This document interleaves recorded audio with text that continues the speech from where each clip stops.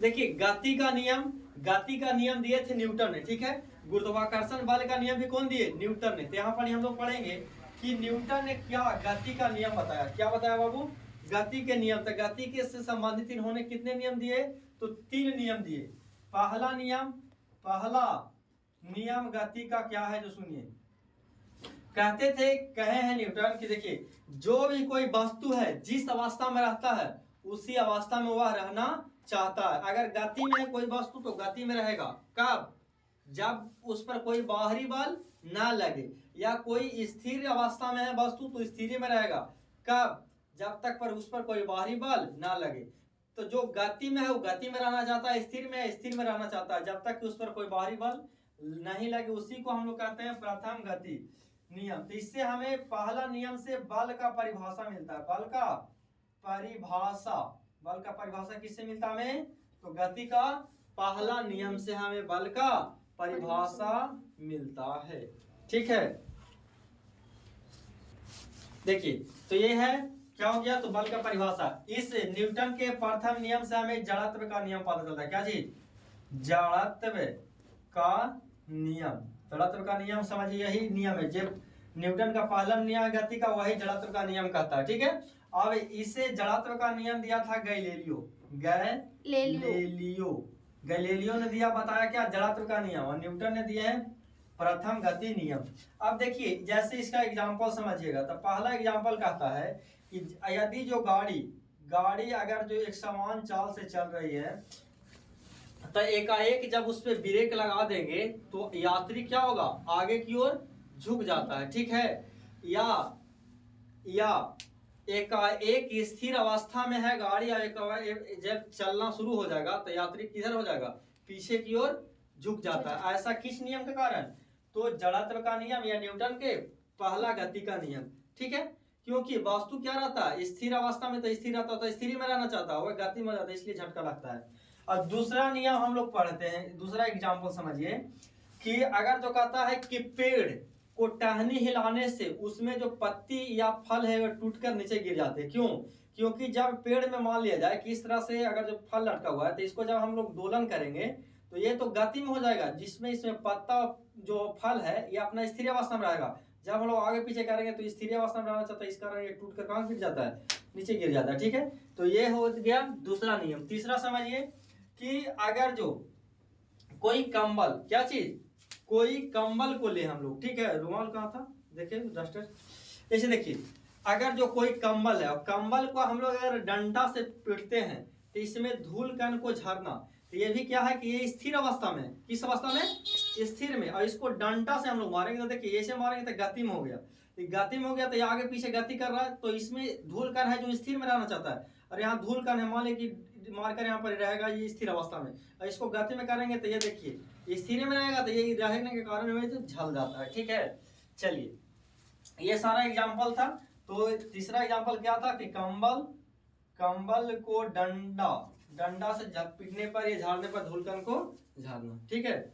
चलिए देखिए, तो हम लोग पढ़े न्यूटन के गति का पहला नियम पढ़े। न्यूटन के गति का पहला नियम, जिस अवस्था में कोई वस्तु चाहे वो गति में हो विराम उसी अवस्था में रहना चाहता है, जब तक उस पर हम लोग बाहरी बल नहीं लगाएंगे जब तक कोई परिवर्तन नहीं होगा। तो न्यूटन के गति के पहला नियम को कहते हैं जड़त्व का नियम। इससे हमें क्या मिला? तो बल का परिभाषा मिला। जैसे गाड़ी अगर रुका हुआ है तो एकाएक चलना लगेगा तो यात्री क्या हो जाएगा? बोलिए, पीछे की ओर झुक जाएगा। अगर जो एकाएक ब्रेक लग जाता है चलती गाड़ी में तो यात्री आगे की ओर झुकता है। यह जड़त्व या न्यूटन के पहला गति नियम का उदाहरण है। दूसरा में हम लोग क्या पढ़े? तो दूसरा में क्या पढ़े? बोलिए। दूसरा में अगर हम लोग पढ़े कि जैसे देखिए कोई, बोलिए, कि अगर जो कंबल को हम लोग क्या करते हैं या कंबल को डंडे से अगर जो इसको झाड़ते हैं तो धूल कण को गिरना। फिर हम लोग पेड़ पौधे के टहनी को हिलाते हैं तो उसमें फल और पत्ती को नीचे गिरना, ठीक है। ये सारा किसका उदाहरण हो गया बाबू? गति का प्रथम नियम को, ठीक है। और इसको गति का प्रथम नियम दिया न्यूटन और जड़त्व का नियम दिया कौन? गैलीलियो। दोनों नियम एक ही है, ठीक है। आप देखिए कहता है कि गति का दूसरा नियम, गति का द्वितीय नियम। तो गति को द्वितीय नियम किसे कहते हैं? तो सुनिए, कहता है कि संवेग में परिवर्तन की दर को संवेग, क्या चीज बोलिए, संवेग, संवेग में परिवर्तन, परिवर्तन की दर, दर माने बटा में समय, ठीक है। संवेग में परिवर्तन की दर को क्या कहते हैं, तो इसे कहते हैं बल। क्या कहते हैं, बल कहते हैं। यही कहा है न्यूटन के दूसरा नियम। तो हमें ये पता चला कि न्यूटन के गति का दूसरा नियम से हमें बल का सूत्र मिला। क्या मिला, बल का सूत्र मिला, ठीक है। तो देखिए बल का सूत्र कैसे, तो ये कह रहा है संवेग में परिवर्तन। आप देखिए थोड़ा सा संवेग समझ लीजिए, यहाँ पढ़ी संवेग, ठीक है। तो संवेग क्या है, तो मोमेंटम इसको इंग्लिश में बोलते हैं। तो संवेग मोमेंटम माने कहता है कि या किसी भी वस्तु संवेग बराबर होता है किसका, द्रव्यमान, द्रव्यमान और वेग, द्रव्यमान और वेग के गुणनफल को क्या कहते हैं, संवेग या मोमेंटम कहते हैं। तो आप देखिए कह रहा है संवेग में परिवर्तन की दर, इसको हम लोग सूचित करते हैं P से, ठीक है। तो यहाँ पर अगर जो कह देंगे तब कह देंगे P2 माइनस P1 बटा T। तब P1 क्या है, P तक कहता है P बराबर द्रव्यमान और गुने वेग, M गुने V। तो यहाँ पर कह देंगे कि M, और ये हो जाएगा कुछ ही V2 है, P2 है तब P2 हो जाएगा। यहाँ पर देखिए यहाँ पर हो जाएगा, ये हो जाएगा M V1 और बटा क्या T, होगा कि नहीं। आप देखिए तो यहाँ पर ही हो जाएगा क्या, यहाँ पे देखिए तो M कॉमन ले लेंगे हम लोग, M कॉमन ले लिए तो यहाँ पर हो गया क्या, V2 माइनस V1 और बटा T, ठीक है। आप देखिए त्वरण आप लोग जानते होंगे, क्या चीज बोलो जी, त्वरण, एक्सीलरेशन।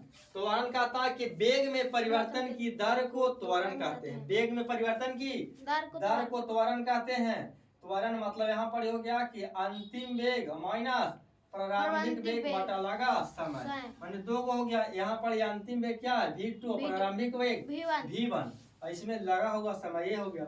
यहाँ या इसको कहेंगे कि V2 माइनस V1 भी बोल सकते हैं बटा T, ठीक है। तो आप देखिए तो यहाँ पर हो गया M, और इसको हम लोग त्वरण लिखते हैं, त्वरण को एक्सीलरेशन इसको A से सूचित करते हैं।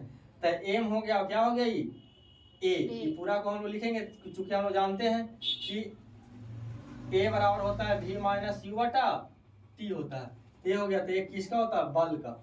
इसी तरह से हम लोग कह सकते हैं कि द्वितीय नियम से बल का सूत्र, प्रथम नियम से बल का परिभाषा, ठीक है। आप देखिए अब इसका हम लोग एग्जाम्पल देखेंगे। न्यूटन के दूसरा गति नियम का उदाहरण है कि जब क्रिकेट खेलते हैं तो कैच लेते समय जो है खिलाड़ी क्या करता है, अपने हाथ को पीछे कर देता है जिससे कि कम चोट लगे, ठीक है। अगर जो हम कूदते हैं किसी गद्दे और किसी अगर जो फर्श पर कूदते हैं तो हमें चोट लगता है, ठीक है। फर्श पर कूदेंगे तब मिट्टी का हो या ईंट का हो, तो यह भी नियम किसका है, न्यूटन का दूसरा गति नियम। अब देखिए न्यूटन का कहता है तीसरा नियम, तृतीय नियम। ये क्या है न्यूटन कहता है, ये किसको कहते हैं, क्रिया, क्रिया प्रति क्रिया, क्रिया प्रति क्रिया नियम भी कहते हैं। तो पूछता है कि क्रिया प्रति क्रिया किसे कहते हैं, तो न्यूटन के तीसरा गति नियम को कहते हैं, ठीक है। ये क्या है कि जब किसी वस्तु पर जितना बल आप लगाइएगा तो उसी बल आपको भी लगेगा, ठीक है। जैसे देखिए एग्जांपल में कि रॉकेट का उड़ना, इसको रॉकेट को अगर जो आप रॉकेट जब उड़ता है, ठीक है, या सैटेलाइट उपग्रह वगैरह उड़ता है तो देखिएगा जब आगे चलता है तो पीछे से धुआं निकलता है, तो धुआं भी उस पर उतना ही बल लगाता है, इसलिए वो क्या होता है, आगे उड़ते जाता है। या तो अगर जो नाव से आप कूदते हैं, अगर जो बालू पे नदी में, तो नाव पर उसके किनारे से कूदिएगा तो वे क्या हो जाएगा, पीछे की ओर नाव ढकला जाता है, किस कारण से, तो न्यूटन के गति के तीसरा नियम से, ठीक है। फिर हो गया जैसे हम लोग अधिक ऊंचाई से कूदते हैं तो ऊंचाई से अगर जो कूदेंगे तो हमें चोट लगता है। ये चोट लगता है भी क्योंकि हमारे द्वारा बल लगाया जाता है, जिस सतह पर कूदते तो वही सतह पर बल लगाता है, इस कारण से हमें चोट लगता है, ठीक है। इसके बाद जब नाव खेवा जाता है समुद्र में या नदी में, तो नाव द्वारा खेवे गए जो बांस द्वारा बल लगता है वह भी क्या है, तीसरा नियम कहलाएगा, ठीक है। इसके बाद फिर जब हम लोग बंदूक से जब गोली छोड़ा जाता है तो गोली छोड़ते तो बंदूक को क्या झटका पीछे लगता है, इसका ये किसका नियम हो गया, तो ये भी तीसरा नियम है, ठीक है। इसी के साथ इतना हम लोग किए न्यूटन की गति नियम। फिर हम लोग आएंगे इस पर नॉर्मिकल वगैरह बनाएंगे, ठीक है। चलिए ठीक है, धन्यवाद।